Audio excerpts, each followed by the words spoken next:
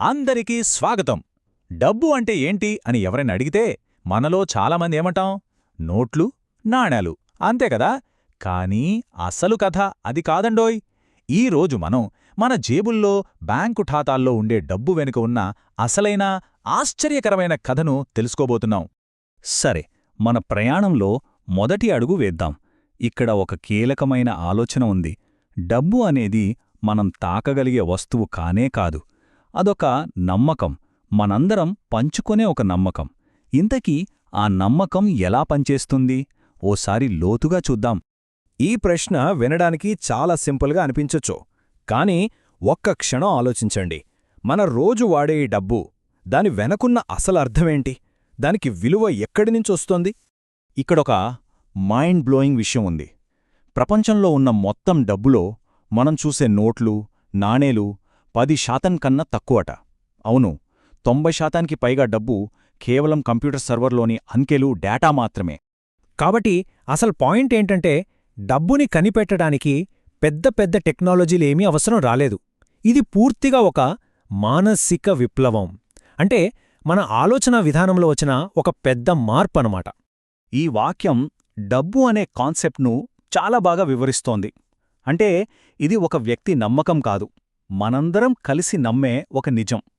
అందరూ నమ్ముతున్నారు కాబట్టే, కేవలం అందుకే దానికి విలువ ఉంది.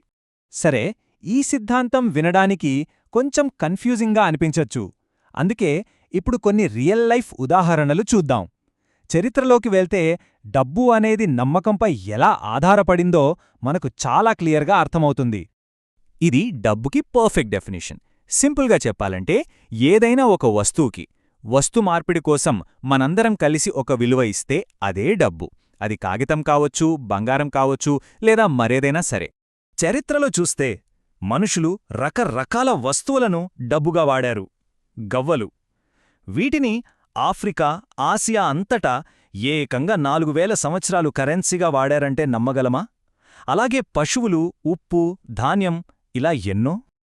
ఇక ఇది చాలా పవర్ఫుల్ ఉదాహరణ.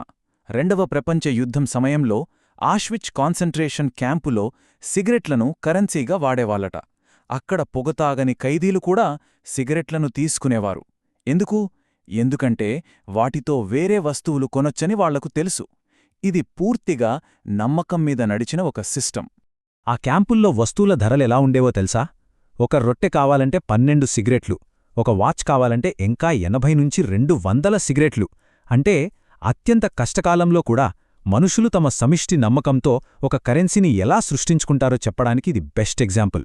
ఇక్కడ సిగరెట్కున్న విలువ దాన్ని తాగడం వల్ల వచ్చింది కాదు, అందరూ దాన్ని నమ్మడం వల్ల వచ్చింది.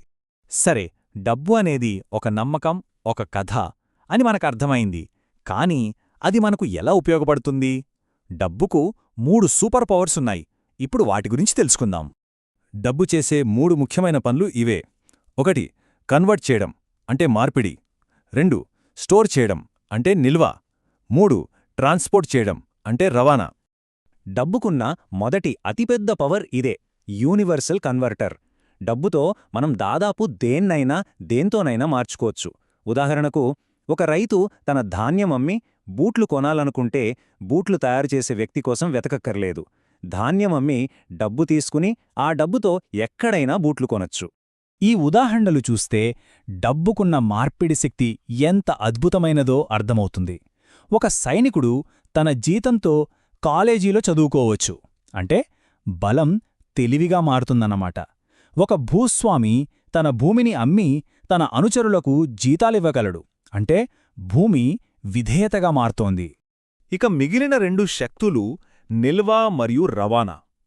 డబ్బులేని రోజుల్లో సంపదను దాచుకోవటం, ఒక చోటినుంచి మరో చోటికి తీసుకెళ్లడం చాలా కష్టం.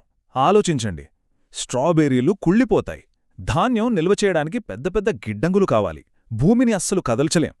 కాని డబ్బు వచ్చాక సంపద మన్నికైనదిగా, చిన్న ప్రదేశంలో సరిపోయేదిగా, సులభంగా రవాణా చేయగలిగేదిగా మారిపోయింది. సరే, ఇప్పుడు చరిత్రలోంచి మళ్ళీ వర్తమానానికొచ్చేద్దాం. గవ్వల్తో మొదలైన ఈ కథ ఇప్పుడు డిజిటల్ రూపం తీసుకుంది. ఈ చార్టు మనం మొదట్లో మాట్లాడుకున్న విషయాన్ని మళ్లీ గుర్తుచేస్తోంది.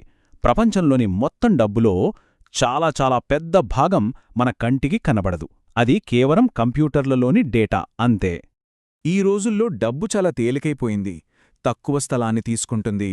దాన్ని ట్రాక్ చేయడం కూడా గతంలో కంటే చాలా సులభం. సో ఈ ఎలక్ట్రానిక్ డేటా అనేది మనం డబ్బు అని పిలుచుకునే ఈ సమిష్టి కథ యొక్క లేటెస్ట్, మోస్ట్ ఎఫిషియెంట్ వర్షన్. గవ్వల నుండి సిగరెట్ల వరకు, అక్కడ్నుండి కంప్యూటర్ బిట్స్ వరకు రూపం మారింది, కానీ దాని వెనుకున్న సూత్రం మాత్రం ఒక్కటే: సమిష్టి నమ్మకం. చివరగా ఒక్క మాటలో చెప్పాలంటే, మానవ చరిత్రలోనే అత్యంత విజయవంతమైన కథ ఏదైనా ఉందంటే అది డబ్బే. మనందరం, మన సంస్కృతులు, మతాలు, దేశాలతో సంబంధం లేకుండా అందరూ నమ్మడానికి అంగీకరించిన ఏకైక కథ ఇది. సరే, ఈ ఆలోచనతో ఈ విశ్లేషణను ముగిద్దాం. డబ్బు అనేది మనందరి సమిష్టి నమ్మకమైతే, ఒకవేళ మనం వేరే కథ చెప్పడం ప్రారంభిస్తే ఏమవుతుంది? భవిష్యత్తులో మన నమ్మకాలు మారితే డబ్బు స్వరూపం కూడా మారుతుందా? ఆలోచించండి.